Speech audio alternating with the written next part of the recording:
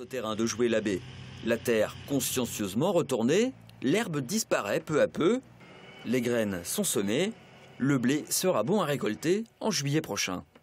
La récolte de ce blé-là ira pour une association qui est l'AFDI, Agriculteurs français au développement international, et qui fait de l'humanitaire au Burkina Faso, donc en fait pour développer l'agriculture du Burkina Faso.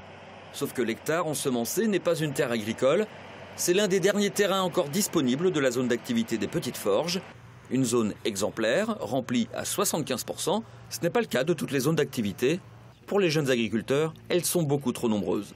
Nous, ce qu'on demande tout simplement, c'est que là où il y a des zones qui sont remplies à 0 ou 10%, les projets de zones autour, à 20 km à la ronde, soient complètement gelés et en attente que la zone des jeux verts soit remplie.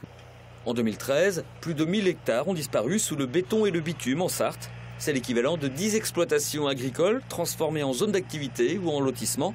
Les terres disponibles se raréfient, surtout dans la grande couronne mancelle.